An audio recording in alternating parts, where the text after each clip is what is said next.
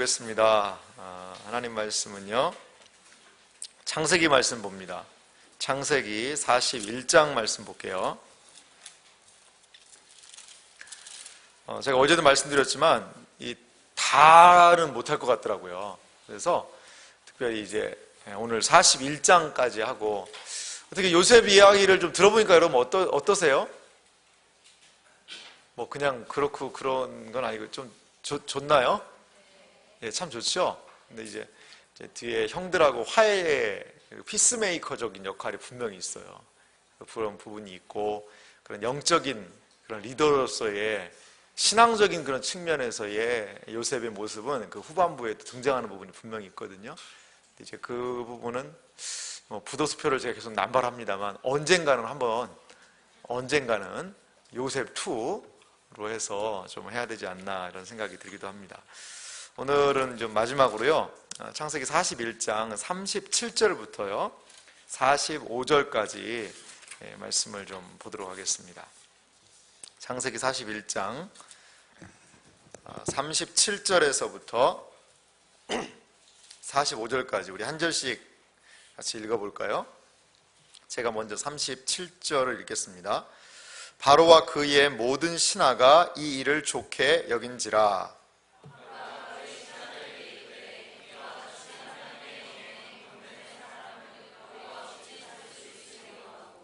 요셉에게 이르되 하나님이 이 모든 것을 내게 보이셨으니 너와 같이 명철하고 지혜 있는 자가 없도다.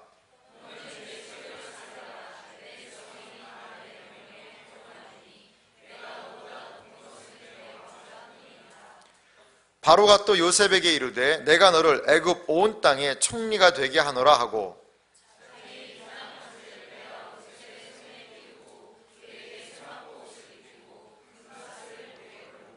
자기에게 있는 버금 수레를 그 수레에 그를 태우매 무리가 그의 앞에서 소리 지르기를 엎드리라 하더라. 바로가 그에게 애굽 전국을 총리로 다스리게 하였더라.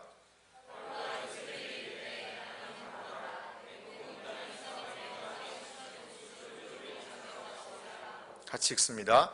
그가 요셉의 이름을 사브낫 바네아라 하고 또 온의 제사장 보디베라의 딸 아스낫을 그에게 주어 아내로 삼게 하니라. 요셉이 나가 애굽 온 땅을 순찰하니라. 아멘. 기다림이라는 단어가 있어요. 기다림이라는 단어. 이 기다림이라는 단어는 참 좋은 단어이기도 하죠. 기다린다는 것은 뭔가 기대하고 소망한다는 거 아니겠어요? 하지만 기다림이라는 단어는요, 되게 좀 지루해요. 힘이 들어요. 그러한 부분도 분명히 있는 것이 이 기다림이라는 단어 같아요. 좋은 일을 기다린다는 건 설레이지 않습니까? 저는 지금 요즘의 아이들은 그렇게 되는지는 모르겠지만 이제 성탄절이 되면 그렇게 기다려주더라고요. 어릴 때. 그 선물 받아보신 적 있는지 모르겠어요. 저희 어릴 때 어떤 선물이 있었냐면 이 장화 모양, 플라스틱 장화 모양의, 플라스틱이에요. 이 플라스틱 장화 모양에다가 각종 사탕류를 가득 담습니다. 그래가지고 그 위에 꼭대기까지 그물망 씌워가지고 이런 걸 팔았어요. 그러면 저희 부모님이 이게 자고 일어나면 머리맡에다가 그걸 이렇게 딱 두셨어요. 그때 일어나 보면 산타 할아버지 어젯밤에 왔다 갔다는 거죠. 그러면 그때 뭐 달달하고 맛있는 그 스위티들이 참 그때는 많이 고팠던 시절이었던 것 같은데, 뭐 지금도 마찬가지겠습니다만, 아무튼 그게 그렇게 기다려지더라고요. 그 성탄절 날만 기다려지더라고요. 사실 예수님 태어난 건 약간 뒷전이었고, 그 선물 받는 거, 장화에다가 맛있는 거, 그게 참 그랬던 것 같아요. 그리고 소풍 가기 전날 정말 가슴이 두근두근 했었어요. 소풍 간다는 게 왜 이렇게 맛있는 것도 먹고 하는데, 이 소풍 간다는 게, 지금은 소풍 가는 거 어때요? 힘들잖아요. 이거 막 안 가고 싶고.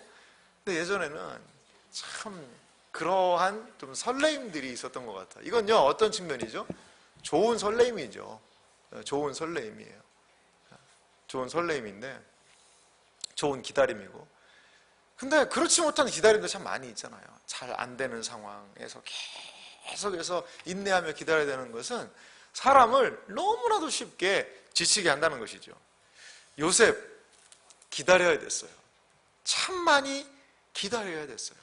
요셉이 몇 살에 팔려오죠? 17살에 애굽에 팔려갑니다. 근데 우리가 읽었던 본문의 아래 46절에 보니까 요셉이 애굽 왕 바로 앞에 설 때에 몇 살이라고요? 30살. 여기 30살 있는 분들 계시죠? 30 즈음에 점점 멀어져 간다. 아니, 그거는 제가 볼 때 한 50쯤에 이러면 더 어울릴 것 같은데 요즘 정서는 좀 그런 것 같긴 해요. 그래요. 이 30살 한참 때잖아요. 그런데 몇 년 지났어요? 13년 지났어요. 13년. 13년 동안 산전수전 뭐 더 어려운 거 산전수전 뭐 화생방전 뭐 가스실 다 다닌 거예요. 정말 온갖 어려움이라 어려움은 다 당한 거예요. 그리고 지금 요셉은 기다리고 있는데 어디서 기다리고 있어요? 옥에서 기다리고 있어요. 옥에서, 감옥에서. 오늘 한 단어가 있어요. 41장 1절 어제도 살펴봤던 단어인데요. 거기에 어떤 표현이 있죠? 만 2년 후에. 만 2년. 요셉이 술 맡은 관원장의 꿈을 해석해주고 그가 석방되고 방면되어서 복직을 했어요. 복권을 했단 말이에요. 그러고 났는데 얼마가 지났다고요? 2년 지났어요. 2년 동안 입 싹 닦은 거예요. 정말 요셉에 대해서 잃어버리고 입 싹 닦고 그냥 아유 내가 잃어버린다고 지가 뭐라고 할 것도 아니잖아. 이런 생각을 했는지. 그러니까 사람 너무 많이 믿으면 안 돼요. 진짜 믿으면 안 돼요. 그런데 그 2년 동안 2년이 지나는 그 기간 동안 요셉은 뭐 했겠어요? 기다려야죠. 어디에서? 감옥에서. 그 지하 토굴과 같은 이집트의 이 보디발의 집에 있는 그 감옥에서 2년을 더 썩고 있는 거예요. 요셉이 몇 살 때 감옥에 들어간지 몰라요. 25살 때 들어갔다면 3년이 지난 다음에 2년이 된 거고 27살 때 들어갔다면 한 1년 지났던 거고 언제 감옥에 들어간지는 몰라요. 하지만 그는 어느 일정 기간 감옥에 들어가 있었고 적어도 이 술 맡은 관원장을 꿈을 해석해 준 다음에 2년 이상이 지났다는 거예요. 2년 이상이. 그럼 24개월 어때요? 요즘에 군대요. 몇 개월이에요? 군대. 21개월인가요? 많이 줄었네요. 정말 많이 줄었어요. 저 때는 26개월이었거든요. 26개월. 저희 선배들은 막 34개월도 있었대요. 군대에. 34개월. 그렇게 여러분 예전에는 저는 26개월인데도 어떻게 그렇게 있을까 이런 생각이 들더라고요. 21개월이면 제가 군 복무할 때보다 한 5개월이 줄었네요. 5개월이. 상당히 많은 기간인데요. 근데 이렇게 기다려야 됐다는 거예요. 근데 이게요. 의미 없는 시간. 세상적으로 표현하면 이게 무슨 시간이라고 그래? 팍 썩는다고 그러잖아요. 근데 군대 가는 사람들도 그런 얘기 해주면 안 되는데 군대 가서 확 썩고 와라 이런 얘기를 해요. 그냥 푹 썩어갔다가 와라. 그런데 썩는 기간 아닙니다. 저는 정말 군대 예찬론자는 아닙니다만 제가 국방부에서 나온 거 아닙니다. 국방부 홍보실에서 나온 것도 아니고 그런데 좀 그런 워낙 좀 여러 가지 상황들이 일도 많아서 그렇긴 한데 그런 좀 단체 생활이나 이런 생활 속에서 이 군대 문화를 찬양하자는 건 아닌데요. 좀 여러 가지 관계 속에서 참 저 하나님을 더 의지하게 되더라고요. 군대가. 오히려 이게 자매들이 더 끄덕끄덕하는 것 같아요. 자매들이. 정말 군대에서 저는 하나님 많이 의지했던 것 같아요. 군대 얘기하자 보면 파란만장한 많은 이야기들이 있죠. 언제 한번 할 때가 있으면 하겠습니다만 자매들이 싫어하잖아요. 군대 얘기는. 근데 이렇게 요셉이 그 24개월을 더 팍 어떻게 세상적인 보면 썩는 거죠. 그 무슨 시간에 의미가 있어요. 감옥에서 있는데 뭔 의미가 있냐고요. 저 아는 후임병은요. 군대 생활을 목표로 딱 하나 잡았대요. 나는 여기서 몸을 만들고 가겠다. 그래서 그 후임병은 들어오자마자 몸 만들기를 하더라고요. 몸 만들기를. 계속해서 일과 시간 마치면 이런 거 해서 그러니까 정말 제대할 때 되고 물론 제가 먼저 제대했습니다만 하니까 몸이 좋아졌더라고요. 몸이 좋아졌더라고요. 몸이라도 좋아질 수 있어요. 군대 가서 뭐 열심히 이렇게 하면. 뭐 21개월 동안 푸시업 한번 해보세요. 하루에 막 한 100개씩. 그러면 거의 다 람보 돼가지고 막 나오지 않겠어요, 이렇게? 근데 이 감옥에서는 뭐 할 수 있을까요? 여기 이 감옥에서는. 이 감옥에서는. 완전히 어떻게 보면 푹 썩는 것과 같은 그러한 시간을 보내실 수 있다는 거예요. 그런데 우리가 인간적인 눈으로 볼 때는 요셉이 거기에서 썩는다라고 생각할 수 있겠지만 이 기간은요, 하나님이 요셉을 빚으시는 기간이에요. 정말 빚으시는 기간이에요. 더 큰 그릇으로.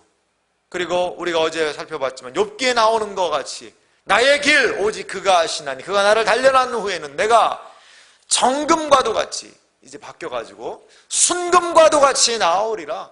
그 요셉이 순금이 되는 기간이더라는 거예요. 그 기간이. 그 마음이 단련되는 기간이더라는 거예요. 군대를 감옥에서 비유해서 상당히 좀 죄송합니다만 군대 갔더니요, 철든다는 얘기 하잖아요. 왜 철드는 줄 알아요? 고생하고 힘드니까 철드는 것 같아요. 제가 군대 얘기를 조금만 이제 안 하려고 그랬는데 제가 신교대에서 조교를 했어요. 조교를. 진짜 사나이 아시죠, 여러분? 네, 그래서 조교에 대한 이해가 좀 많아졌는데 그 신교대에서 조교를 했는데 물론 저도 그 신교대 출신이죠. 출신인데 군대 가면 다 효자가 되는 것 같아요. 효자가 되고 그 이제 그 훈련병들이 예배실에 들어오거든요. 첫 예배고 그래서 예배실에 딱 들어오면요, 첫 주차는요 딱 보면 알아요. 아, 여기는 1주차구나. 아, 쟤들은 4주차 애들이구나. 아, 쟤들은 이제 가래들이구나. 첫 1주차 애들은 들어오면 다 울어요. 그냥 고개 숙이면 막 그냥 껄껄 막 울면서 막 찬송만 불러도 막 눈 빨개져가지고 울어. 근데 이제 6주차 퇴소거든요. 걔들은 막 이제 메마른 눈으로 안구 건조증 걸려 거의 막. 그렇게 돼 있죠. 근데 좀 막 이 일상이 단순하잖아요. 군대라는 일상이 얼마나 단순해요. 아침에 기상해서 점호하고 밥 먹고 훈련 받고 그 다음에 점심 먹고 오후 훈련 받고 그 다음에 씻고 저녁 먹고 그리고 교육 받고 자요. 그럼 돼요. 무슨 난 뭐 오늘 12시까지 있을래요. 그래, 너 불침번. 이렇게 하면 되고 그러니까 생활이 너무 단순해지니까요. 뭐가 되냐면 그 지나간 시간들이요, 새록새록 생각이 좀 나더라고요. 여러분 지금 앞에 있는 것도 너무 바쁘잖아요. 지금 할 일도 바쁘니까 뭘 생각을 하고 뭐 이런 시간이 있어요, 없어요? 여유가 없죠. 여유가 없어요. 근데 그렇게 하나하나 생각들을 좀 하게 되더라고요. 그러면서 참 내가 그런 부분은 좀 그러지 않았나, 이런 좀 생각이 들었어요. 군대는 어땠을까요? 군대는 군대가 이 감옥은 어땠을까요? 감옥은 뭐 군대가 감옥 같다 이런 얘기 아닙니다. 그러니까 지속적으로 자신을 돌아보고 회개할 건 하나님 앞에 회개하고 그리고 하나님을 의지하고. 왜? 여기에서 이 감옥에서 소망할 게 아무것도 없기 때문에. 얼마나 열악한 환경이었겠어요. 그래도 그렇게 요셉이 그 가운데서도 하나님을 의지하고 그리고 37장에서도 살펴보았지만 어떻게 해요? 39장에서 살펴봤지만 사람들한테 얘기 들어주고 또 얼마나 그새 많은 감옥에 친구들이 왔겠어요. 또 수많은 사람들이 2년 사이에 또 들어왔을 거 아니에요. 그 사람들 만나서 얘기 들어주고 같이 기도해주고 그렇게 있던 거예요. 그렇게 그러면서 자신의 삶에 대한 반추, 자신의 삶에 대한 돌이킴, 이것이 그의 마음과 생각을 사로잡지 않았을까, 이런 생각을 해봐요. 그 기다림의 시간은 정말 지루했을 거예요. 힘들었을 거예요. 어려웠을 거예요. 하지만요, 성경에 등장하는 많은 하나님의 사람들은 기다림의 사람들이었다는 거예요. 하나님께서 아브라함을 몇 세에 부르셨어요? 75세에 불렀던 것으로 보입니다. 75세에 불렀어요. 근데 75세에 하나님 약속받고 하나님 나갔는데, 믿음을 가지고 나갔는데 그가 어떻게 했어요? 몇 살 때 하나님의 아들 줬어요? 100살이랬어요. 100살. 아니, 하나님 말씀에 순종하고 약속받아서 나가면 좀 그냥 빨리빨리 좀 해주시고 한 2년 뒤나 3년 뒤에나 이삭도 좀 주시고 이래야지 하나님을 따르고 싶은 맛이 나는 거지. 25년. 다른 말로 하면 사반세기. 하나님의 뜻이 이렇게 더디, 이거 어떻게 해야겠냐고요, 다. 기다리다 죽어버리지. 그리고 모세라는 사람 보세요, 모세. 모세가 애굽의 모든 학문들을 다 익히고 40대, 한참 힘이 쓸 때죠. 그때는 어떻게 돼요? 도망자 신세 돼요. 살인자가 돼가지고. 그래서 이제 몇 살 때? 80세가 됐어요. 80세. 여러분 80세 된 분들을 보신 적 있으세요? 그게 모세예요. 그게. 물론 모세는 체력 관리를 좀 잘했던 것 같아요. 보니까. 왜? 120살까지 살잖아요. 그래서 모세의 기간을 40, 80, 120 이렇게 3단계로 나누는 그런. 그러니까 그 광야에서 평범한 목부의 인생을 산다고요. 그 얼마나 기다리는 시간이 지쳤겠어요. 뭔가 나에게는 미션이 있는 것 같은데, 뭔가 나에게는 하나님이 분명히 말씀하시는 것이 있는 것 같은데, 하나님은 40년간 광야에서 침묵하십니다. 그러던 어느 날, 80세의 어느 날 아침, 모세야, 하나님 그때 부르세요. 모세가 좀 열받았을 수도 있어요. 누구세요? 누구? 네? 그렇게 쓸 수 있어요. 엘리야 어때요? 엘리야가 하나님 선지자잖아요. 선지자인데 아합한테 한마디 딱 던지고 뭐 내가 얘기 안 하면 뭐 다 기근이 있을 거야 이렇게 얘기하고요. 엘리야가 어떻게 해요? 그리시네가에 숨어 있으라 그래요. 하나님이. 하나님의 말씀을 대언하는 선지자입니다, 여러분. 그러면 좀 엄청난 거 하셔야 되잖아요. 근데 거기 시내가에 숨어 있으라는 거예요. 언제까지? 물 마를 때까지. 뭐 해요 거기서? 그리시네가 물 퍼마시고, 그리고 그때 도와줬던 친구들이 있죠. 누구예요? 까마귀예요. 까마귀가 떡과 고기들을 날려줘. 이 까마귀가 이렇게 착한 일을 한 데는 거기밖에 없어요. 예? 여러분 까마귀를 많이 막 쏴 죽이거나 이러면 안 돼요. 막 흉졸하고 시커먼새, 예? 겉이 검다고 속조차 검을 쏘냐. 얼마나 지금 좋은 일 많이 한지 몰라요, 까마귀가. 그래가지고 까마귀가 날라다주고 그 시냇가 물이 마를 때까지 그냥 있는 거예요. 기다리는 거예요. 하나님의 다음 미션이 있을 때까지. 얼마나 그 시간이 치료하겠어요. 점점 물은 말라가고. 내가 할 수 있는 일이 없잖아요. 지금 엘리야가 할 수 있는 일이 뭐예요? 까마귀가 고기 날라다 주면 그거 받아가지고 먹는 거밖에 할 게 없어요. 기도했겠죠. 이스라엘을 위해서. 바울 보세요. 사도 바울. 회심했어요. 이제 하나님이 미션을 주셨어요. 막 이제 야 그래 나도 하나님의 복음을 증거할 거야. 아니요. 그렇게 안 해요. 아라비아 광야로 보내세요. 하나님이. 불러놓는데 몇 년간? 3년간. 군생활보다 길어요. 군생활보다. 3년간. 이 3년 동안 아라비아 광야에서 사도 바울이 뭐 하는지 몰라요. 한번 기도하고 말씀 보고. 그때 이 다메섹 도상에서 받았던 하나님의 놀라운 은혜를 가지고 이 구약 성경을요 다 해석했을 수도 있어요.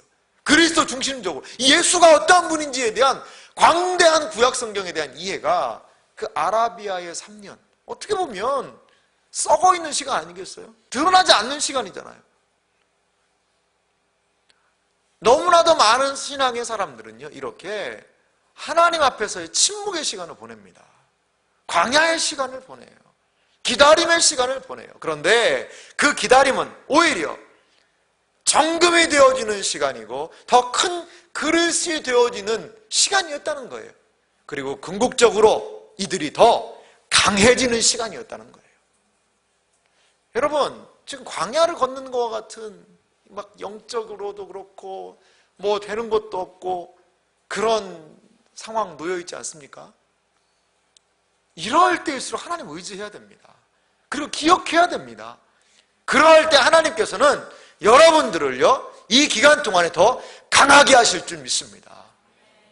하나님을 의지하는 것에 더 강하고 하나님을 신뢰하는 것에 더 강하고 하나님의 말씀을 사모하는 것에 더 강한 심령, 그렇게 여러분들을 하나님께서 만들어 나가실 줄 믿습니다. 이 사람들은요 기다림의 목적이 그냥 기다리는 것이 목적이고 기다리다가 그냥 다 죽어버렸다 이거 아니에요. 기다림은 하나의 과정이었어요. 무엇을 위한? 하나님의 시간을 위한 과정들이었다는 거예요. 하나님은요, 시간에서 결코 실수하지 않으세요. 하나님의 때에, 하나님의 시간에, 하나님의 그 아름다운 일들을 분명하게 이루신다는 그런 확신을 우리는 가져야 한다는 것입니다. 이제 하나님의 시간이, 하나님의 시계가 작동하기 시작하였습니다. 멈춘 것과 같은 그러한 시간, 하나님이 침묵하셨던 것과 같은 그러한 시간이 이제 어떻게 보면 움직이는 것 같아요. 어떻게? 하나님이 바로를 깨우시는 거예요. 41장 말씀을 읽어보도록 하겠습니다. 41장 말씀을 제가 좀 1절부터 읽도록 하겠습니다. 만 2년 후에 바로가 꿈을 꾼즉 자기가 나일 강가에 서 있는데 보니 아름답고 살찐 7 암소가 강가에서 올라와 갈밭에서 뜯어먹고, 3절을 한번 읽어보실래요? 읽습니다.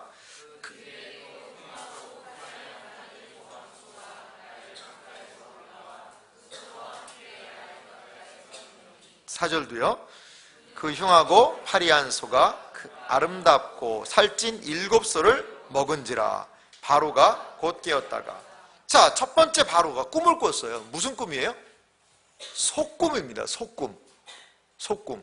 근데 어떤 소꿈이에요? 암소꿈이에요. 암소. 그런데 암소가 어때요? 살이 쪘죠. 이게 소는요, 살이 좀 쪄야 됩니다. 그래, 소는 좀 살이 좀 잘 쪄야 되지 않겠어요? 그런데 암소가 몇 마리였어요? 7마리라는 거예요. 7마리가. 어디에서요? 나일 강가에 이 암소가 강가에서 올라와 갈밭에서 풀 뜯고 있는 그런 꿈을 꿨고, 그런데 또 그 뒤에 흉하고 파리한 다른 7 암소. 이 파리하다는 건요, 뭐 파리가 붙었다 이런 뜻이 아닙니다. 이게 말랐다는 뜻이에요. 말랐다. 그러니까 피골이 상접했다라는 표현이 있죠. 매우 유사한 표현입니다. 그러니까 소가요, 이 마른 소 여러분 보신 적 있으세요? 소말리아, 소도 말라 죽는 나라다 뭐 이렇게 얘기를 하는데, 이 소에요, 이 엉덩이 뼈 있잖아요. 뼈가 다 드러나요. 이 등뼈가 드러나요. 이렇게. 그 소 엉덩이 뼈가 이게 툭 튀어나왔거든요. 그 뼈가 막 드러나는 거예요. 이게 진짜 마른 소예요, 그게. 그러니까 이게 파리하다는 것은요, 파리하다는 것은 매우 말랐다는 그런 의미가 있고요. 흉하다는 건 뭐예요? 외모가 악하다는 거예요. 우리는 가격이 착해야 되잖아요. 이 소는 뭐예요? 착한 소가 아니에요. 악한 소예요. 왜? 말라서. 그런데 우리는 착한 소들을 봤죠? 살찐 소, 착한 소죠. 그러니까 이렇게 좋은 소들이 있는가 하면 완전히 마른 소들이 있는데 어떻게 됐어요? 그 4절 말씀하게 흉하고 파리한 소가 그 아름답고 살찐 7소를 먹어버렸다는 거예요. 소가 뭘 먹어야 되죠? 풀을 먹어야 되는데 소가 소를 먹었어요. 이런 동족상잔의 비극이 있을까요? 이런 놀라운 일들이 좀 꿈에 있었어요. 근데 5절 말씀을 읽어볼까요? 두 번째 꿈입니다. 같이 읽습니다. 다시 잠이 들어 꿈을 꾸니 한 줄기에 무성하고 충실한 7 이삭이 나오고, 그 후에 또 가늘고 동풍에 마른 7 이삭이 나오더니 그 가는 7 이삭이 무성하고 충실한 7 이삭을 삼킨지라. 바로가 깬즉 꿈이라. 그러니까 이제 곡식에 대한 이삭, 7개의 이삭에 대한, 곡식 이삭에 대한 꿈을 꿨다는 거죠. 동일해요. 좋은 이삭과 어떤 이삭? 가늘고 동풍에 마른, 이것도 나쁜, 정말 쭉정이와 같은 그런 이삭이. 근데 나쁜 것이다 먹어버리는 그런 꿈을 꿨어요. 그런데요, 놀라운 사실은요, 8절 말씀 같이 읽어볼까요? 아침에 그의 마음이 번민하여 사람을 보내어 애굽의 점술가와 현인들을 모두 불러 그들에게 그의 꿈을 말하였으나 그것을 바로에게 해석하는 자가 없었더라. 그 당시에 어제도 말씀드렸습니다. 꿈은 신적인 분명한 계시가 있다는 생각을 했어요. 그래서 꿈은 좀 이런 해석을 하는 사람들이 해줬던 것 같아요. 그랬는데 이 바로는요, 이 꿈에 대해서 어떻게 생각한 것 같아요? 보면 보니까 아이 뭐 이런 꿈도 있지, 이 정도 수준이 아니에요. 좀 궁금하긴 하네, 이 정도가 아니에요. 애굽의 점술가와 현인들을 어떻게 불렀다고요? 모두 부른 거예요. 다 끌어모은 거예요. 이 꿈을 해석할 만한 사람들을 다 불러 모았어요. 근데 이 사람들은요, 학식 있는 사람이요, 이 점술가들이라는 이런 사람들은 그냥 단순히 무당이 아닙니다. 그 당시에 천체를 막 관행하고 운행하는 것들을 계산하고 그런 상당히 스마트한 현자들이에요. 현자들, 아주 똑똑한 사람들이죠. 이런 모든 사람들을 다 동원했는데 결론이 어떻게 됐어요? 해석하는 사람이 없다는 거예요. 해석하는 사람. 사실요, 이 암소에 대한 꿈은요, 어떻게 보면 소하면 여러분 뭐가 생각나요?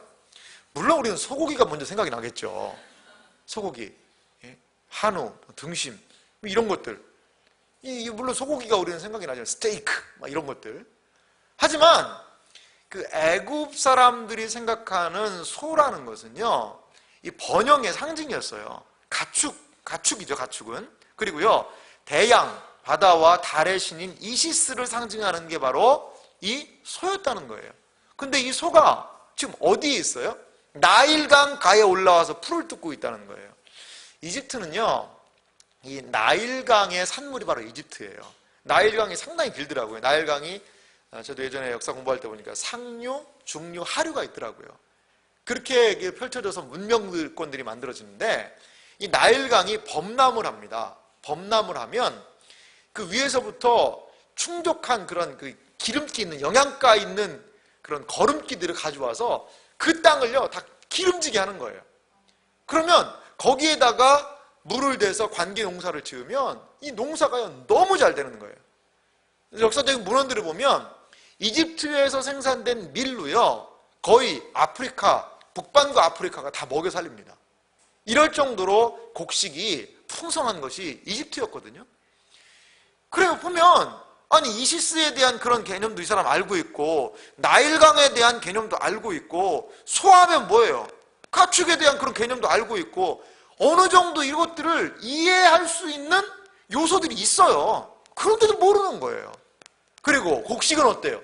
더 분명하죠. 여러분, 곡식 하면 무슨 생각나요? 밥 생각나잖아요. 밥 먹고 싶잖아요. 나락 몇 줄기를 시골에서는 나락이라고 보통 얘기 많이 합니다. 나락. 보통 벼라는 용어도 쓰기도 하죠. 벼. 이 벼 7줄기 이렇게 있으면 이거 뭐예요? 아, 이거 농사에 대한 거구나. 이런 거 알 수 있잖아요. 그런데요, 아무도 해서 왜 이 사람들이 해석을 못했을까요? 한 두 가지 이유를 생각할 수 있을 것 같아요. 첫 번째는 바로가요, 너무나 진지한 거예요, 지금. 그래서 이거 평상시에도 꿈 얘기하면 사실 꿈보다 뭐라고 그래요? 해몽이라고 그러잖아요.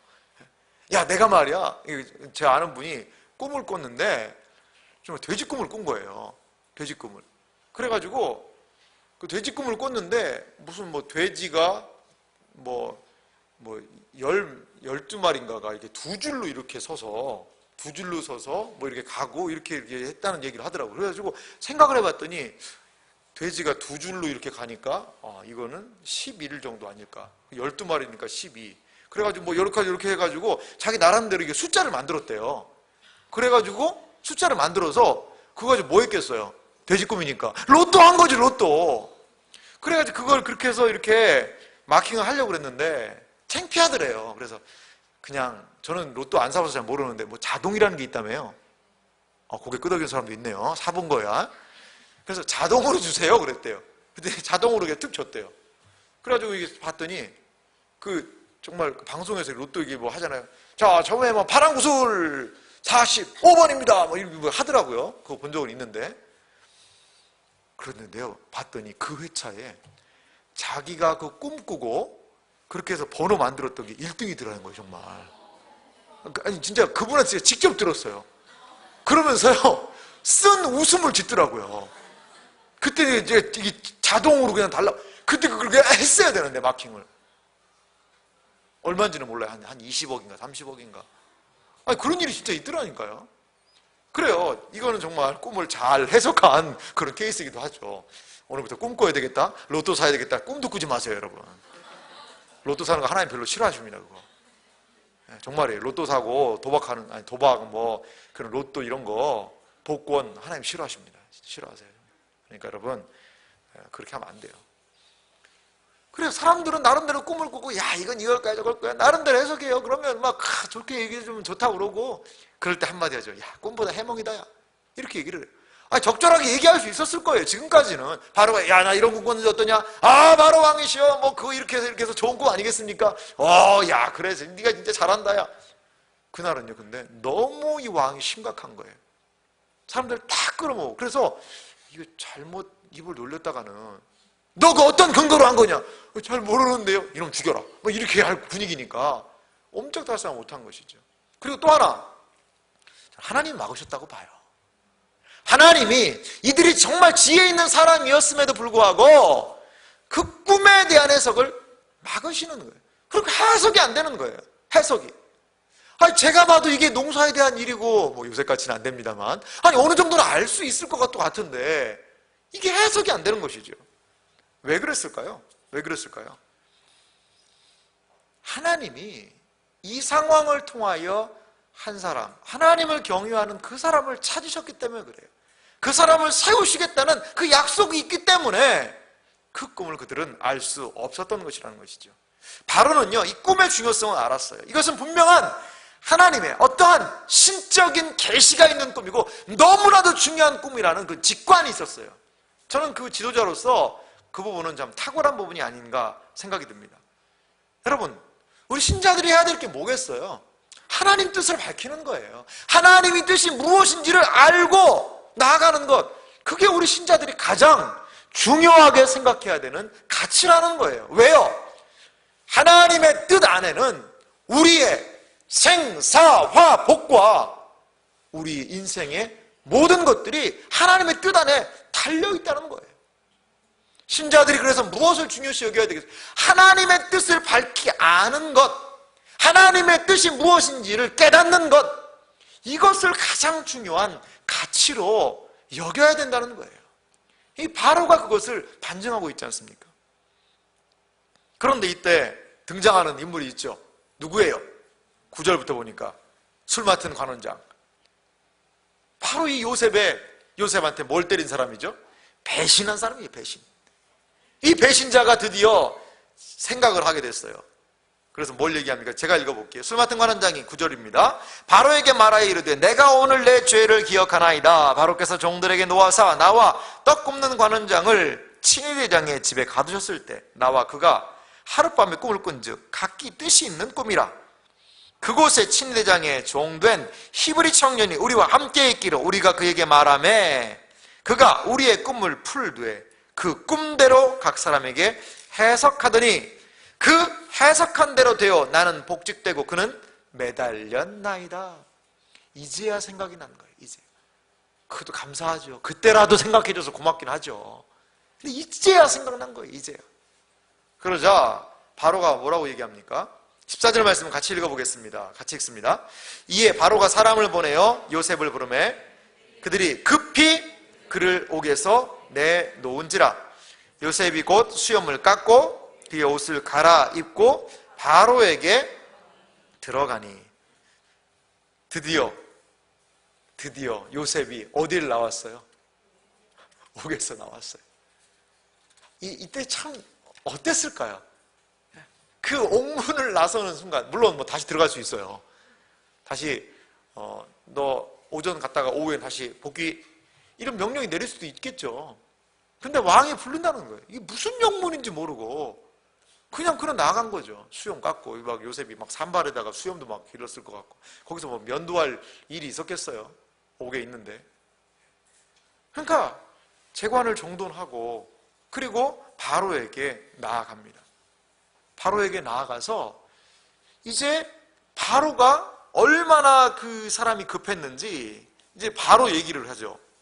이 사람이 바로 얘기를 해요. 15절에 보니까 바로가 요셉에게 이르되 내가 한 꿈을 꾸었으나 그것을 해석하는 자가 없더니 들은즉 너는 꿈을 들으면 능히 푼다 하더라. 네가 꿈을 잘 푸는 사람이냐? 그러면서 16절은 같이 읽습니다. 요셉이 바로에게 대답하여 이르되 내가 아니라 하나님께서 바로에게 편안한 대답을 하시리이다. 해석은 하나님께 있다라고 그 관원장들에게 이야기했듯이 하나님께서 하실 것입니다라고 겸손하게 바로의 앞에서 이야기하고 있어요. 여기에는 노예로서, 종으로서, 감옥에 갇혔다 온 사람으로서의 어떤 긴장이나 위축됨이나 이런 거 없어요. 바로 당신을 하나님이 편안하게 하실 것입니다. 하나님의 샬롬이 당신에게 임할 것입니다. 이 요셉의 여유가 여기에 묻어나죠. 그러면서 바로가요, 17절에서부터 몇 절까지? 24절까지 한번 눈으로 보세요. 어디서 많이 읽어봤죠? 앞에 서 있던 얘기가 어때요? 또 똑같이 반복이 돼요. 이럴 때 우리는 어떻죠? 약간 읽으면서도 조금 짜증이 나죠. 앞에 있었던 일인데 그냥 바로가 여차저차 해서 얘기를 했더라. 바로가 꿈을 다 얘기하더라. 한 절로 해석하면 한 절로 하면 얼마나 좋아요. 그럼 어떤 꿈인데요? 앞장 보면 됩니다. 이렇게 해가지고 하면 될 텐데, 앞에 보면 될 텐데, 앞절 확인하세요. 이렇게 하면 되는데 또 그대로 바로가 요셉에게 이르는 내가 꿈을 날강에 서서 보니 살찌고 아름다운 안과 암소가 이렇게 잡아먹고 또 곡식이 블라블라. 그래가지고 이게 24절까지 왜 이래요? 이 반복, 우리 현대인들이 이런 거 정말 지루게 하는데요, 이건요 그만큼 이 사건이 뭐라는 거예요? 중요하다는 거예요. 중요하다는 거예요. 중요한 일이기 때문에 성경도 이렇게 얘기하는 거예요. 여러분, 지금은요 종이가 얼마나 흔해요? 여러분, 종이가 너무나 흔하잖아요. 그런데 이 성경이 기록될 당시에 종이는요, 무엇인가 기록할 수 있다는 그런 용지는요 너무나도 귀했어요. 너무나도. 그래서 그 양피지라고 그러잖아요. 양피지. 성경이 어디에 쓰였어요?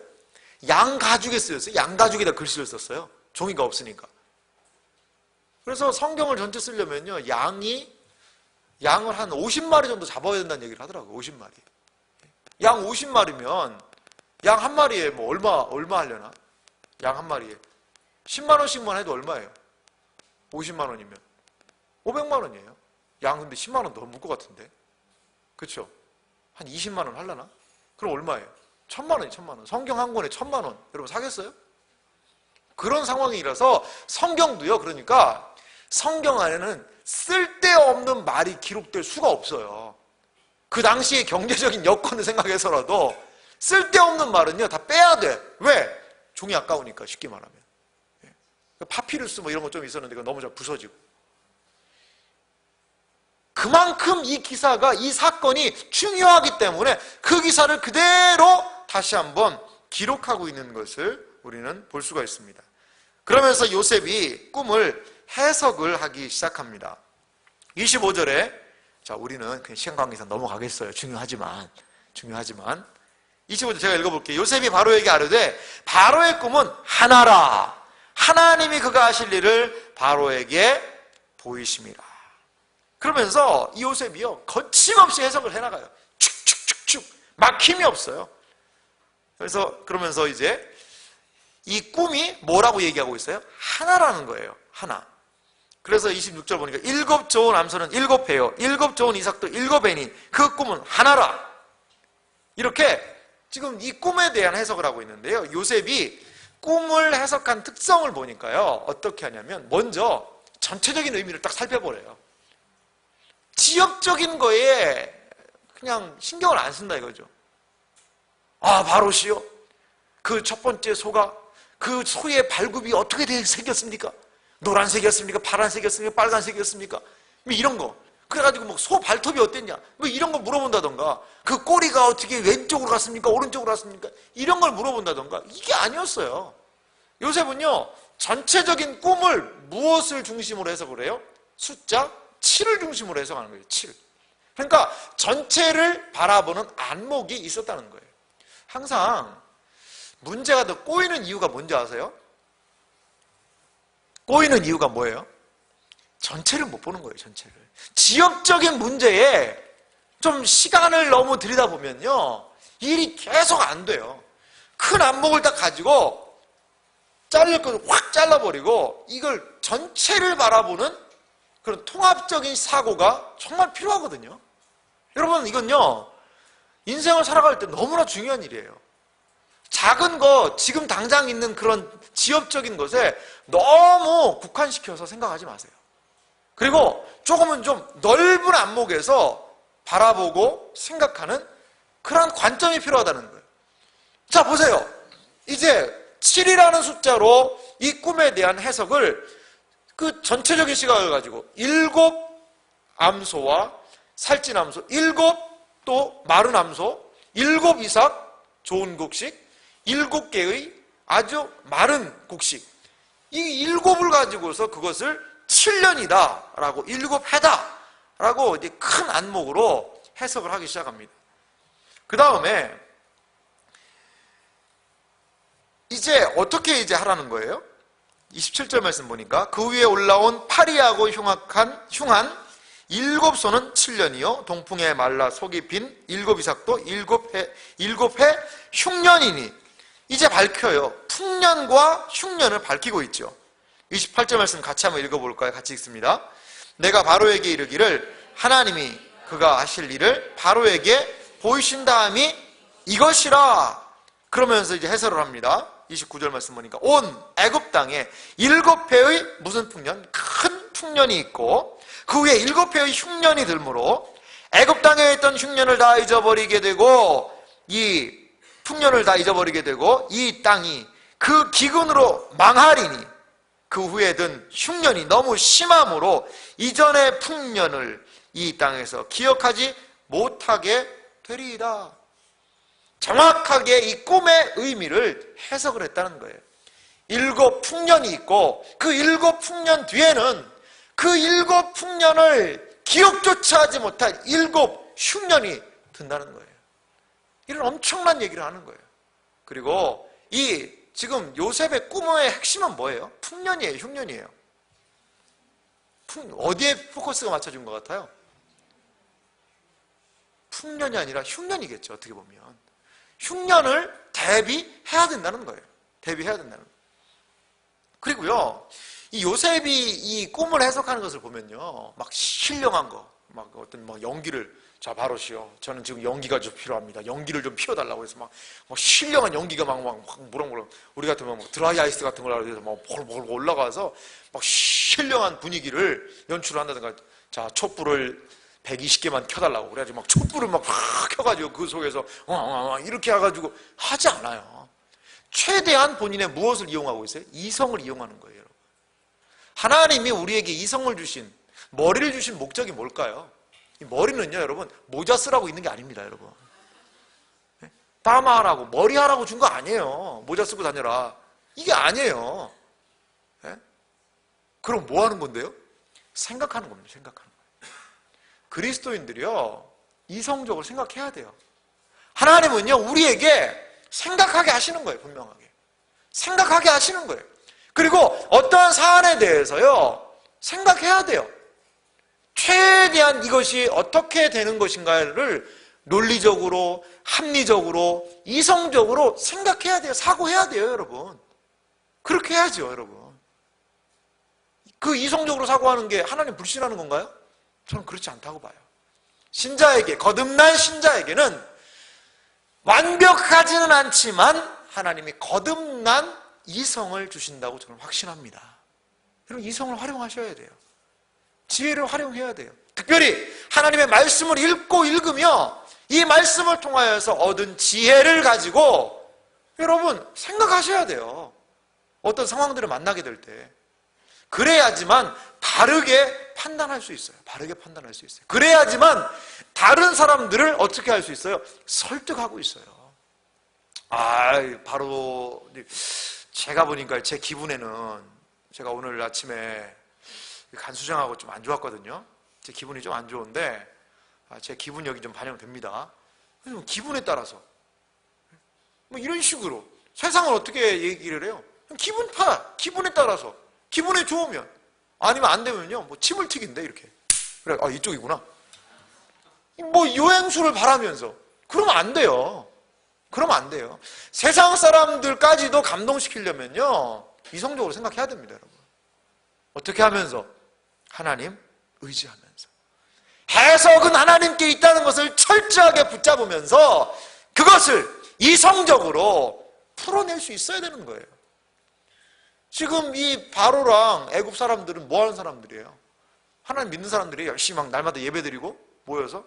아니잖아요. 불신자들이잖아요.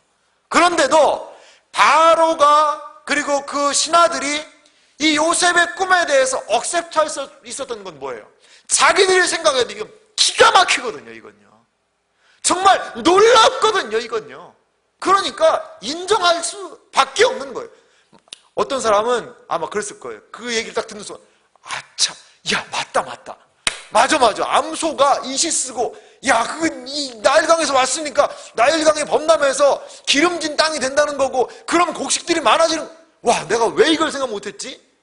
아마 그것에 대해서 그 애굽의 많은 현자들이 더 잘 알았을 거예요. 어떻게 보면 나중에. 그러니까 다 나중에 인정하잖아요.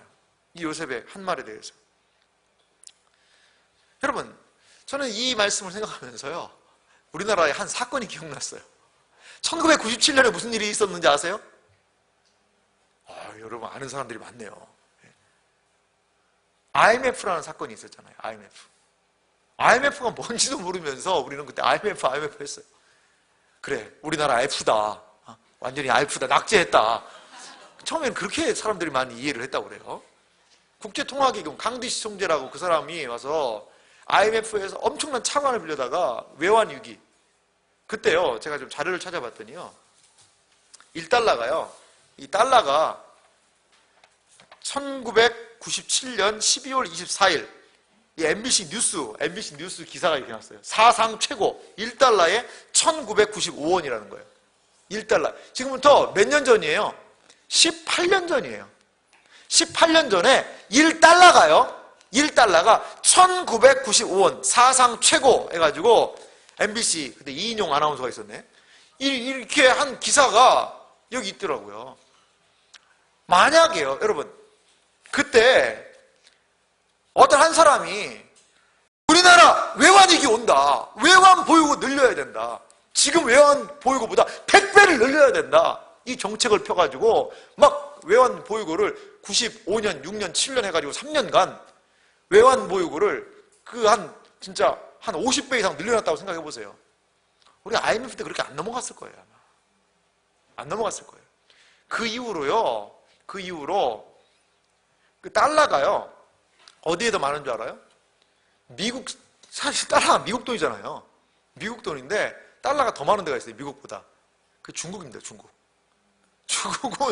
미국보다 달러를 더 많이 가지고 있어요. 왜? 이게 대비하려고. 이런 상황들을 다 알았기 때문에. 이런 상황이에요. 이런 상황. 한 나라의 운명이 걸린 상황이었다는 것이죠. 그때 우리나라 얼마나 힘들었어요. 근데 참 놀랍게 빨리 한 2, 3년 만에 빚 다 갚았거든요. 그때 뭐 한 줄 알아요?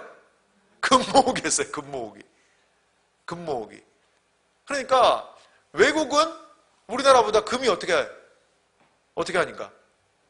그러니까 금 팔아가지고 그 차액을 바꿔서 하는 거죠. 일단 정부에도 위탁하고. 그래가지고 그게 금 모으기 막 이런 게 해외 언론에도 해서 세계 금값이 좀 떨어졌다고 그래요. 그때. 한국 때문에. 돈 많이 안 주려고. 이렇게 뭔가 어떤 상황을 대비한다는 건 쉬운 상황은 아니지 않겠습니까?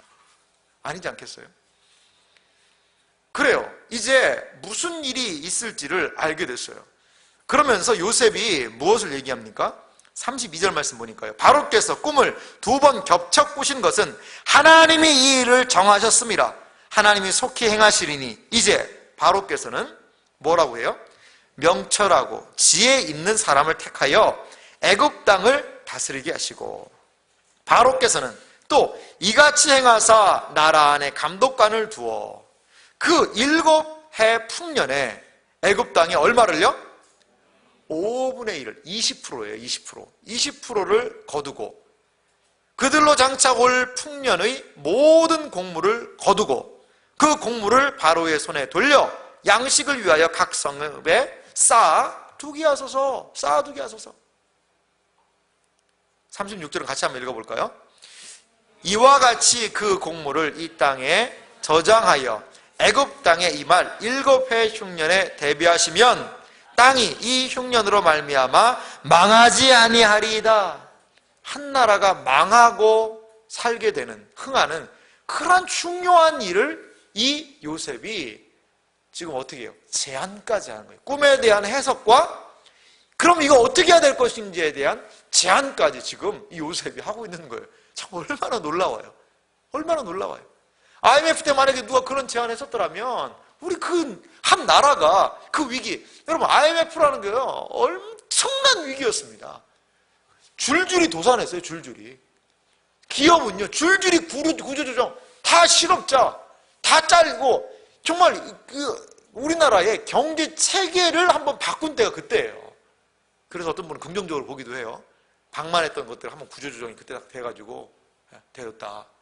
근데요, 저도 뭐 잘은 모릅니다만 이렇게 지나보니까 회복이 잘 안 되는 것 같아요. IMF 이후에 지금까지 오고 있는데 회복이 잘 안 되는 것 같아요. 이상하게. 우리 경제 구조가 뭐 좋게는 됐다고 그러는데 제가 볼 때는 그전에는요 가장 한 사람만 돈 벌어도 살았거든요.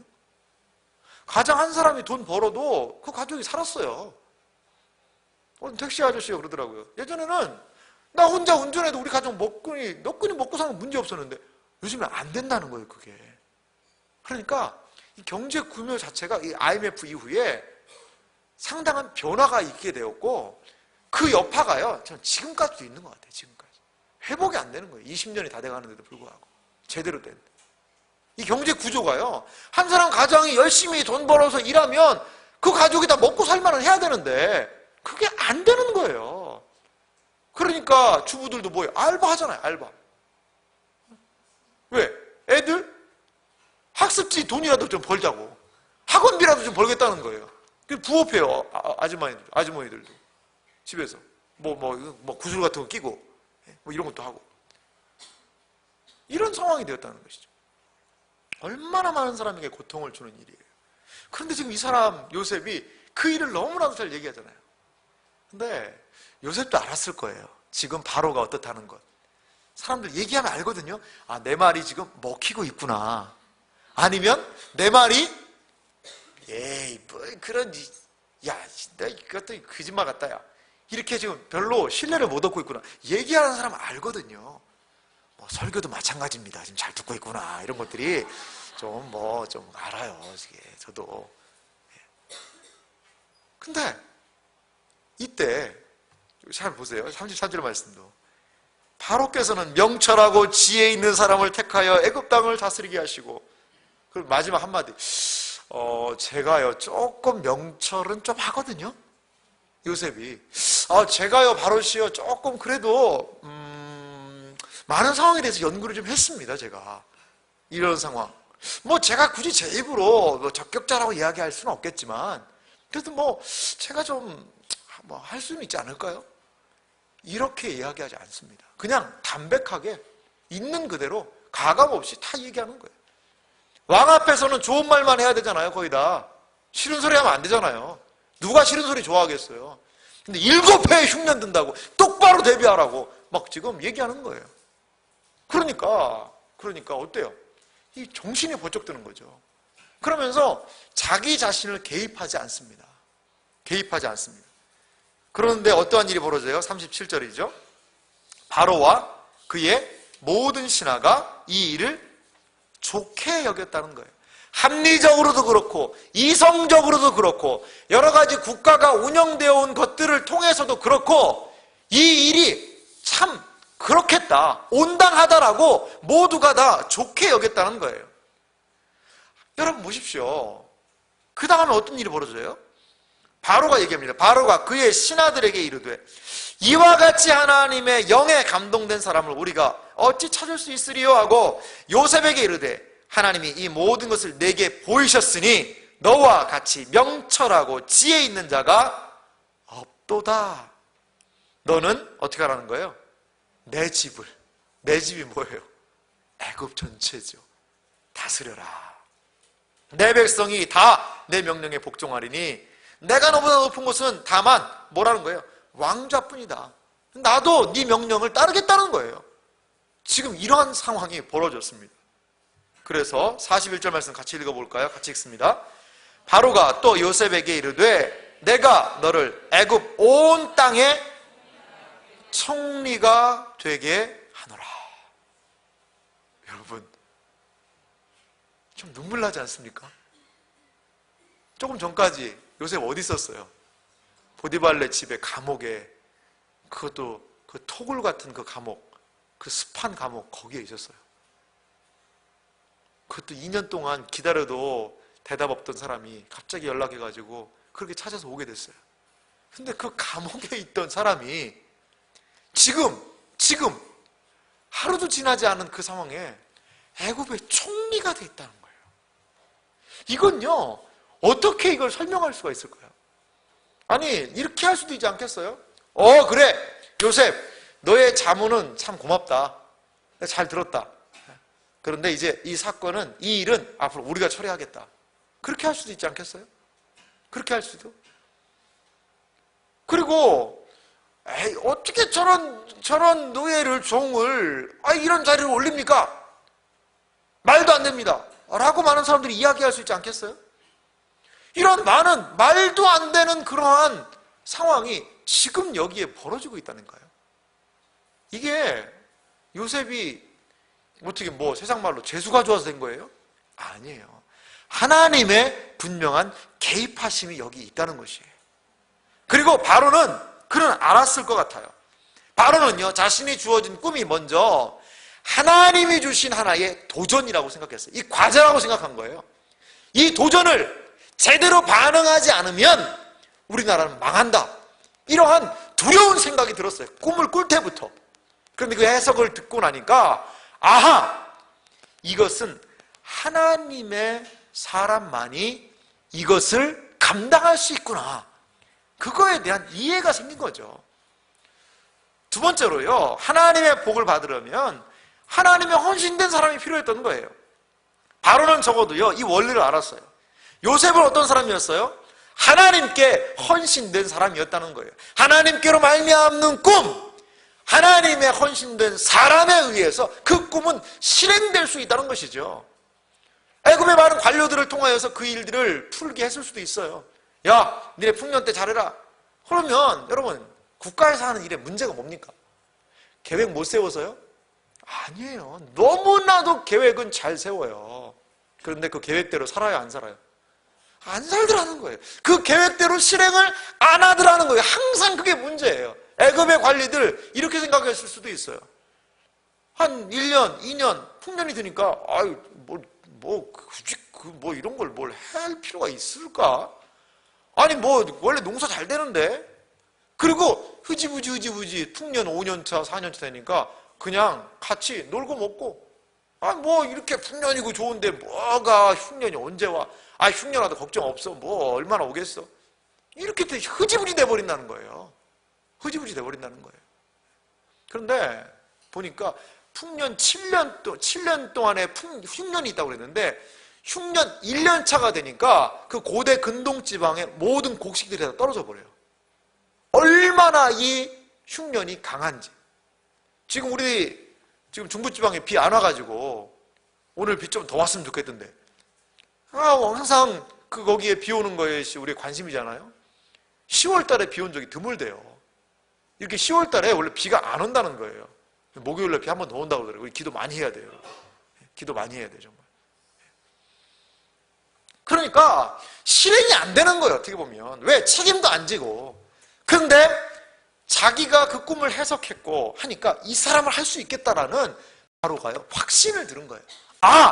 이 사람을 세우면 이 국가적인 재난의 상황을 이겨낼 수 있겠구나.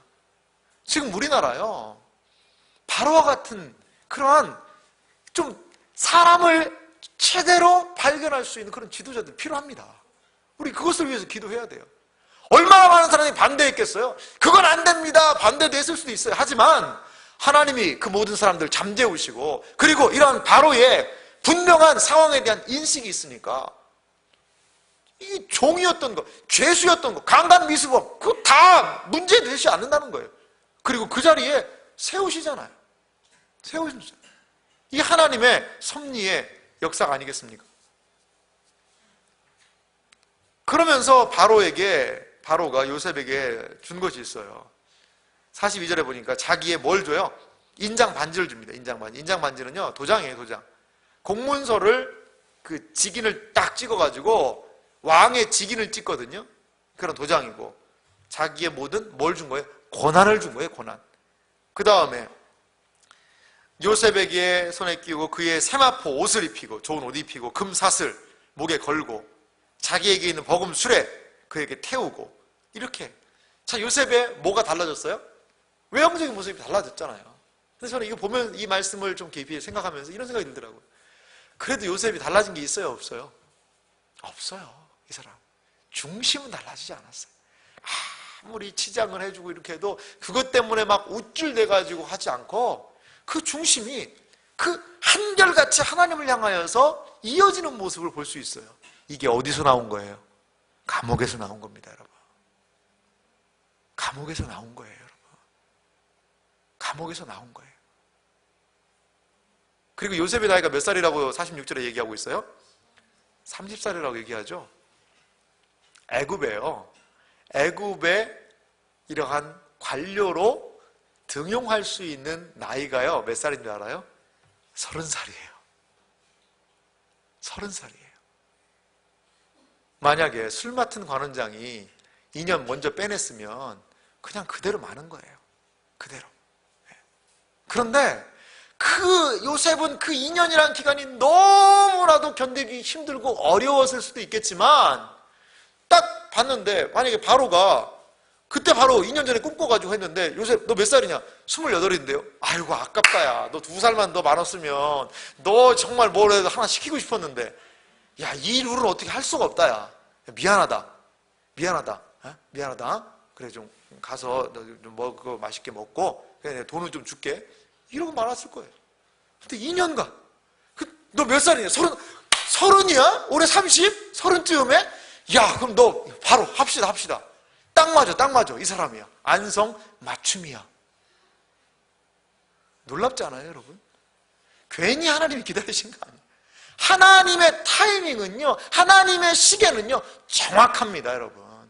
왜 하나님 나에 대해서 침묵하십니까? 왜 나는 여기에서 이렇게 썩고 있고, 아이고 죽겠네, 막 내가 지금 잘하면 이렇게 할 수 있는데, 저도 나름대로 계획이 있어요. 술 맡은 관원장이 저 빼주면요, 그 집에 종살이로 들어가서요, 저도 내가 가정총무 한 5년 동안 하면 그 집의 가정에 대한 총무도 할 수 있고, 정말 저에게 이러한 플랜이 있습니다. 하나님 제발 좀 제 말 좀 들어주세요. 하나님.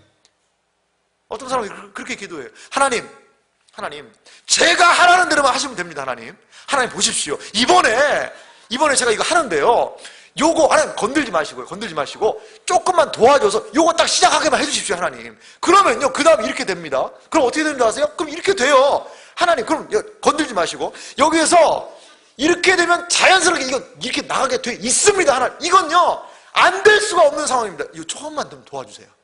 요것만 하시면 돼요. 요것만 조금만 도와주시면요, 이건요 하나님, 이 도미노입니다. 도미노. 요것만 딱 밀어주시면 딱 해가지고 이건요 대박납니다. 하나님 대박납니다. 그리고 하나님 막 설득해요. 하나님 딜해요. 그리고 막 하나님 팔을 막 뒤집어 꺾어요. 그래가지고 주여 해줄 줄 믿습니다. 그러니까 하나님 막 야 미안하다. 야 알았어 해줄게. 여러분 그게 기도 아니에요. 그게 기도 아니에요. 그렇게 해가지고 억지로 하면요 어떻게 돼요? 말짱 꽝됩니다. 말짱 꽝돼요. 마음에 갈등이 생길 때가 있잖아요. 이게 하나님 별로 안 좋아하시는 것 같은데, 계속 기도하는데 불편하고 막히는 것 같은데, 근데 막 하면은 될 것 같은, 그걸 뭐라고 불러요? 우리는 욕심이라고 부르는 거예요. 욕심이라고 부르는 거예요. 그건 내려놔야 돼요. 그 2년간 썩으면서 마음이 단련됐잖아요. 요셉한테 반지 끼워주고 옷 입히고, 그리고 금, 이게 뭐예요? 우리 금 얼마나 좋아해요? 글도. 이게 금이 목걸이도 아니에요. 사슬이에요. 막 사슬 이렇게 사슬 금으로 막 이렇게 사슬을 해가지고 무거워가지고 막 이러고 다녔을지 모르겠는데, 와 저 사람 금 사슬을 했구나. 체인은 아니었을 거예요. 체인 막 질질 끌고 다니고 그러진 않겠죠. 그냥 영광스러운 상징이잖아요. 막 금 사슬 했고 번쩍번쩍하고. 그래서 뭐 어디에 태웠어요? 버금술에 왕이 타는 마차에 딱 타고 가요. 어깨 힘 빡 들어가가지고 목에 힘 들어가가지고 이런 거 요셉에서는 발견할 수가 없어요. 아유, 이건 이거고, 이건 이거고, 하나님 이건 이거고요. 하나님, 제 중심이 하나님께 있습니다. 그래서 여러분, 하나님이 뭘 원하시는 줄 아세요? 우리의 관심은요, 온통 doing이 있어요. doing. 뭔가 해야 된다는 거예요. 하나님 이것도 해야 되고, doing, 이것도 해야 되고, 이것도 해야 되고, 이것도 해야 되고, 막 그걸로 분주해요. 하나님은요, 근데 사랑하는 아들아, 사랑하는 딸아, 너 그게 아니라, 너 doing이 아니라 네가 지금 신경 쓸 건 빙이다. 빙이 뭐예요? 네 존재가 뭐냐 이거예요. 너는 과연 누구냐 이거예요. 너 바쁜 거 그거 말고, 네 뭐 사회적인 직함 말고, 뭐 어디 학생 말고, 누구 딸, 누구 부모 딸 그거 말고, 넌 누구냐? 나하고. 너 나하고 어떤 관계냐? 너 누구냐 과연? 요셉은 버금술에 내려서 이 금, 사슬 다 벗어 던지고, 반지 빼서 던지고, 이 세마포 옷 벗어 던져도 누구예요? 하나님과 함께 동행하는 사람이에요. 하나님을 마음에 품은 사람이에요.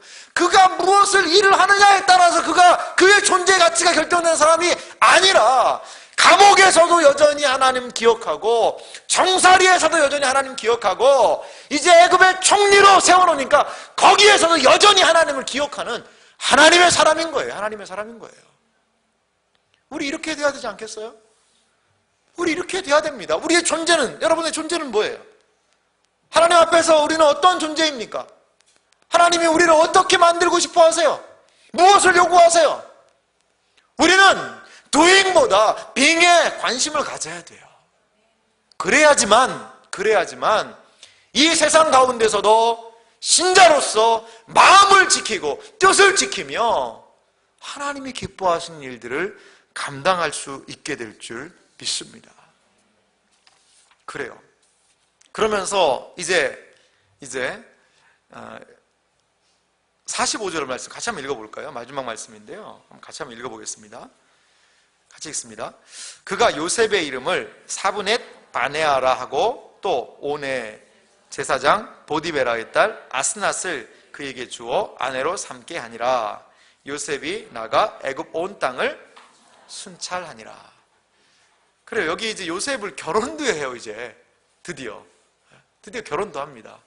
결혼도 하는데 누구랑 결혼하죠? 이름 계명부터 하죠. 계명.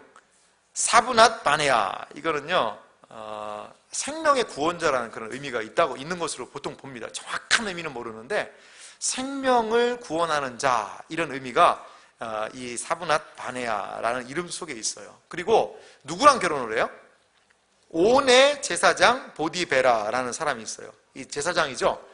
근데 그 사람에게 딸이 있는데 아스낫이라는 딸이 있어요. 이 딸과 결혼을 시킵니다. 그러니까 이제 바로가 지혜로운 거예요. 이러한 애굽의 총리로서 일을 하려면 이 신분이 어때요? 늘 스캔들 논란이 있는 거야.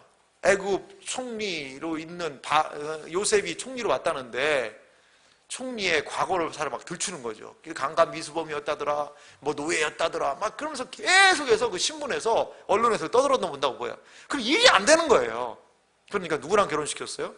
쉽게 말하면 그 당시에 최고 계급의 사람, 최고의 귀족계층, 그게 바로 제사장 계급들이었는데 이 제사장, 그 가운데서도 가장 영향력이 있는 제사장의 딸하고 결혼을 시켜버리는 거예요.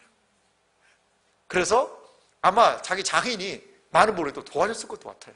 그런 상황들, 여건들을. 이렇게 해서 이제 요셉이 이 정치를 펼치는데 모든 장애물들을 인장반지 줬죠. 그러한 배경까지도 완전히 다 바꿔줬죠. 이런 상황을 보여요. 이렇게 해서 가장 먼저 첫 번째 했던 일이 뭐예요? 45절은 뭘 얘기하고 있어요? 요셉이 나가 애굽 온 땅을 순찰하니라. 요셉은요 자기 복수를 위해서 사용하지 않았어요. 우리 같으면 누구부터 갈까요? 보디발 집에 가죠. 아주머니 나오세요 좀. 야 정말 내가 진짜 이럴 줄 몰랐어요. 진짜. 아주머니 나오세요. 아주머니. 와 내가 정말 옷 가져와. 옷. 내 옷 예전에 내 옷 가져오라고. 내가 가져갔던 옷. 내가 그 옷 못 돌려받았는데 옷 가져와요. 옷. 와 정말 그 아줌마 잘못한 거 알았죠? 보디발 당신도 알고 있었죠? 예, 알고 있었음. 이렇게 해가지고 좀 뻔때를 보여준다던가. 이런데요, 그거 안 해요. 그거 안 하고 어때요? 순찰하는 순찰. 그러니까 그냥 탁상공론자가 아니에요, 요셉은요. 하자마자 온 애굽을 다니면서 과연 지금 현재 이 애굽의 상태가 어떤지를 파악하는 거예요. 그래서 많은 좀 고고학자들은, 조심스럽게 성경을 믿는 고고학자들은요, 이 요셉 때 대규모의 토목 사업들, 건축물들을 구성했다고 봐요. 어떤 사람들은. 그 요셉 때 이 피라밋 같은 것도 건설할 수 있었다고 보기도 해요. 왜? 이제 나중에 막 곡식 팔잖아요. 그러면서 왕권이 최대 강성하게 되거든요. 그 대규모의 사업을 감당할 수 있는 힘이 생긴 거예요. 힘이. 그리고 이것보다도 왕권이 강화되는 시기가 어디 있겠어요? 나중에는 막 땅도 다 팔잖아요. 다 팔아가지고 곡식하고 바꿔 먹잖아요. 그리고 그 곡식도 챙겨야 되고 창고도 만들어야 되고. 이렇게 여러분, 한 사람이 달라지니까 그 사람을 통하여 이런 놀라운 역사가 일어나지 않습니까? 우리가요, 이 사경회를 통하여서 이게 요셉 이야기를 봤는데 몇 가지 우리가 기억해야 될 것이 있는 것 같아요. 마지막으로 좀 정리해서 기억한다면요, 기다림의 때는요 고통스럽죠. 하지만 고통스러워만 하지 말고 어떻게 해야 된다는 거예요? 하나님을 신뢰하라는 거예요. 기다림의 때가 아무리 고통스럽고 힘들고 어렵다 하더라도 하나님을 신뢰하세요. 13년 전에 그 17살 그 청소년 시절에 꾸었던 그 꿈, 그것이 지금 여기에서 이루어지고 있잖아요. 성취가 되고 있잖아요. 13년 걸렸어요.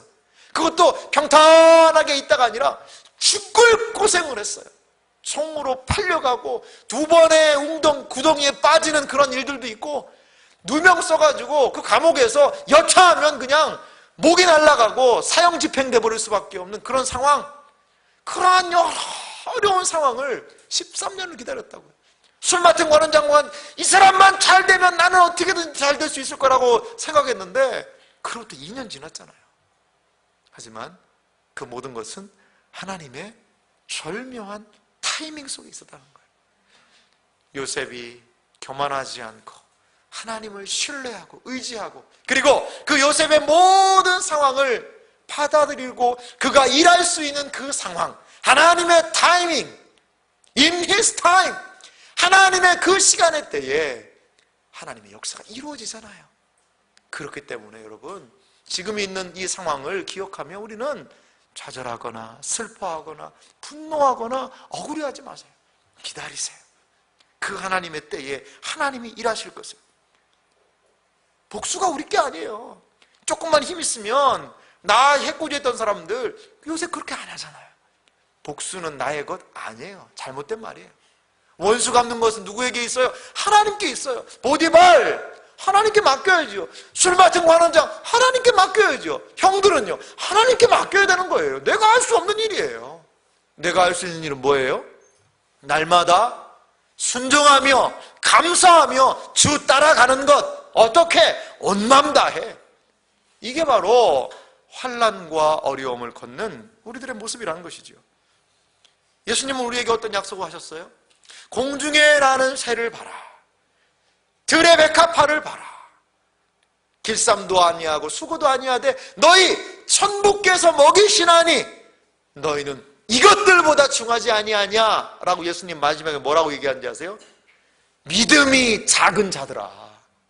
믿음이 작은 자들아. 여러분, 하나님의 말씀의 약속이 때로 의심스러울 때도 있죠. 왜? 안 이루어지니까. 그럴 때는요 여러분,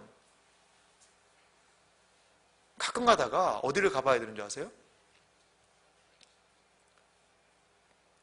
바닷가에 가서 새라도 봐야 돼요. 새, 갈매기.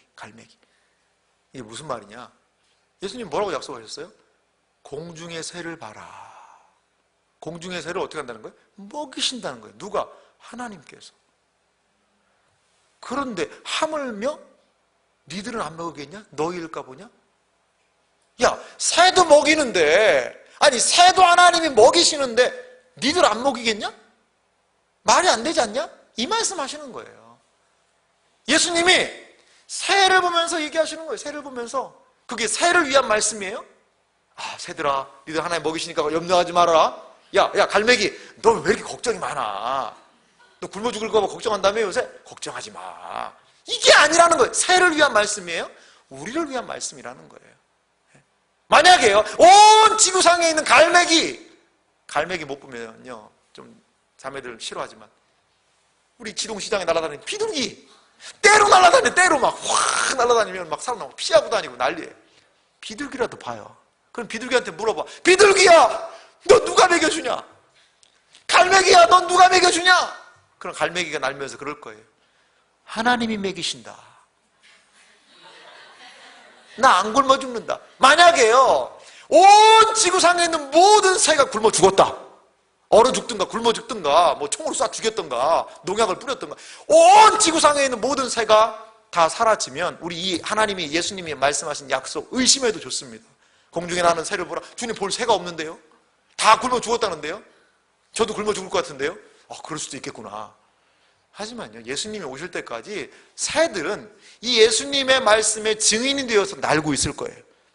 그러면서 우리 믿음 없음을요, 이 새들이 지적해요. 그래서 마르틴 루터가 뭐라고 얘기한지 알았어요? 새가요 교사라고 그랬어요. 선생님이라고 그랬어요. 우리의 믿음 없음을 새들이 알려준다는 거예요. 새가 날면서, 야, 왜 이렇게 믿음이 없어? 왜 이렇게 염려해? 나를 봐라 좀, 나를. 아이고, 참 진짜 제대로 믿지도 못하네. 정말 믿음 없네. 하나님 신뢰하십시오. 여러분, 답답할 때, 정말 답답할 때 여기 지동시장 밑에 수원천이라도 가서 거기 외가리 몇 번 날라와요. 외가리 가끔 날라옵니다. 외가리라도 보세요. 그 옆에 참새라도 좀 보세요. 참새한테 물어봐. 너는 누가 먹여주냐? 나 진짜 취업 안 돼가지고 죽을 지경인데 너는 어떻게 사니? 나 창고 없거든. 나 먹을 거 모아드리지도 않거든. 나 하나님이 먹이시는데. 그래요, 하나님이 우리 인생 먹이십니다. 여러분, 하나님이 우리의 인생을 붙잡고 계시다는 이 확신 가지고 살아가야 돼요. 여러분, 이건요 그냥 이렇게 믿어도 되고 믿지 않아도 되는 거 아니에요. 반드시 믿어야 돼요. 왜 여러분 복음의 역사가 안 일어나요? 왜 이 말씀의 역사가 안 일어나요? 안 믿으니까 그러는 거예요. 안 믿으니까. 에이, 그렇게 될라나? 에이, 뭐 그 정도까지 되겠어? 그러면 그렇게 돼요. 그렇게 돼요. 어떤 사람이요, 이 성경 말씀을 믿을 수가 없더라는 거예요. 믿을 수가 없으니까 잘 읽지를 않았대요. 근데 이 성경 말씀이 하나님의 말씀이라는 확신을 갖게 됐다는 거예요. 그때부터 성경 연구하기 시작했대요. 그런데 날마다 새로웠대요. 날마다 새로웠대요. 이 말씀을 읽는데, 와, 이러한 말, 약속이 있네? 이러한 은혜가 있네? 이러한 말씀이 있네? 날마다 나의 아침은 새로웠다. 왜? 무엇 때문에? 날마다 좋은 일이 있어서? 아니, 하나님의 말씀 때문에. 여러분, 성경 읽으라고 하는 이유가 그거예요. 이 날마다 있는 하나님의 말씀, 이 2000년 기독교 역사를 통해서 수많은 사람들의 인생을 달라지게 했고 수많은 사람들의 목숨을 걸게 했던 이 하나님의 말씀, 이걸 우리 시대는 너무 믿지 않고 있잖아요. 없이 여기고 있잖아요.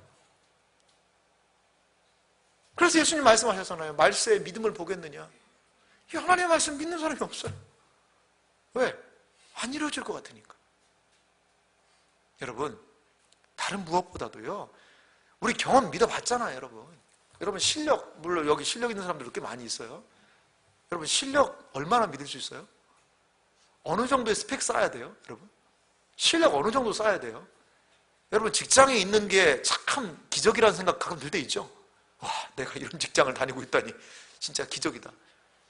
이건요 제가 드는 생각이에요. 내가 진짜 목사로서 이렇게 설교하고 이렇게 있다니 이건 기적이다. 하나님 앞에서 그런 생각이 너무나 많이 들어요. 우리의 실력과 우리의 노력 열심히 하면 됩니까, 여러분? 하나님 의지해야 됩니다, 여러분. 프로젝트 놓고라도요, 새벽에라도 나와서 기도해야죠. 기도해야 돼요. 여러분이 실력이 없다, 나는 힘이 없다고 생각하는데, 그럼 하나님 의지해야 될 거예요. 뭘 의지할 거예요? 기도해야죠. 특별한 때는 특별하게 기도해야죠. 새벽에라도 나와서 기도하고, 정말 시간이라도 정해서 기도하고, 저녁에 직장 끝나고라도 와서 기도해야죠. 어떻게 하려고요? 어떻게 하려고요? 요셉이 보여준 삶이 그런 모습 아닐까요? 날마다 하나님과 동행하고 그분을 부여잡고 하니까 세상이 인정하잖아요. 세상 두려워하지 마세요. 세상에 할 수 있는 건 여러분 직장 상사라면 자르는 거? 그 정도 할 수 있겠죠? 잘리면 다른 직장 가면 되잖아요.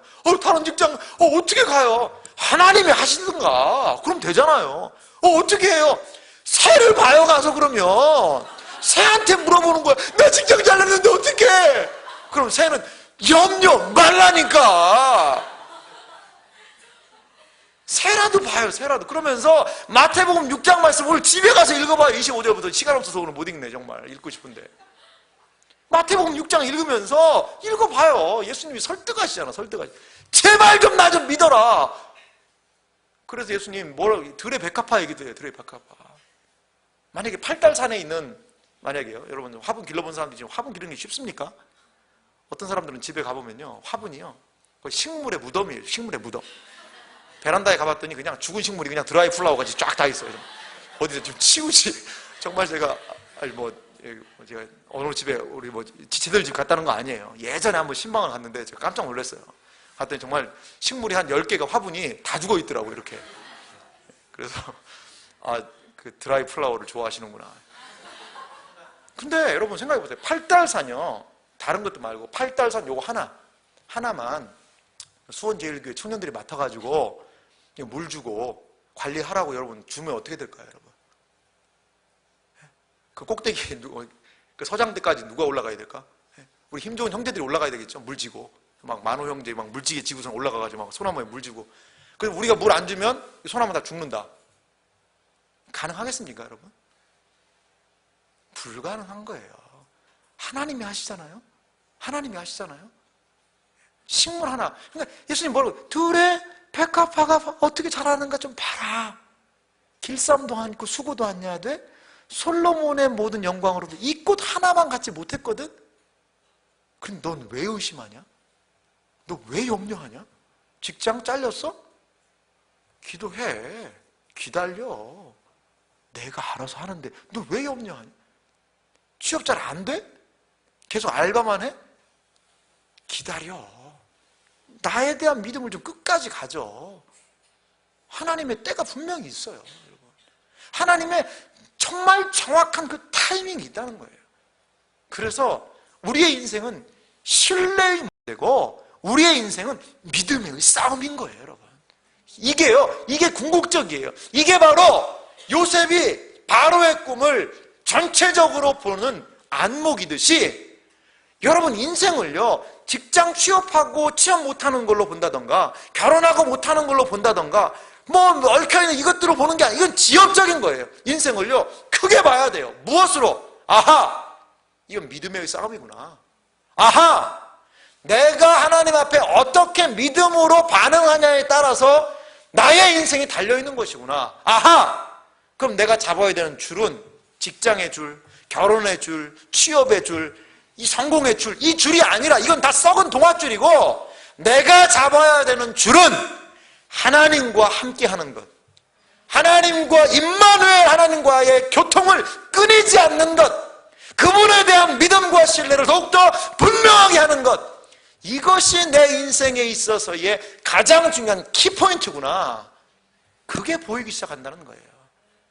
일반적인 눈으로는 이거 안 보입니다. 애굽의 많은 술사들이 그 꿈에 대해서 해석도 못하듯이 일반적인 시각을 가지고는요, 인생의 삶이 너무나 복잡하고 이렇게 큰데 어떻게 그렇게 단순하게 얘기할 수 있습니까? 라고 반문할 수밖에 없는 거예요. 하지만 믿음의 눈으로 보면 인생이 그거예요. 뭐가 있어요? 여러분 직장 영원히 다닙니까? 아프면 그만둬야 돼요, 여러분. 아프면 그만둬야 되잖아. 돈이 계속 있어요? 억년만년 천년까지? 죽어버리면 그 돈이 무슨 소용이 있어요? 제가 늘 하는 말이 있잖아요. 죽을 때 가치 있는 게 진짜 가치 있는 거라고.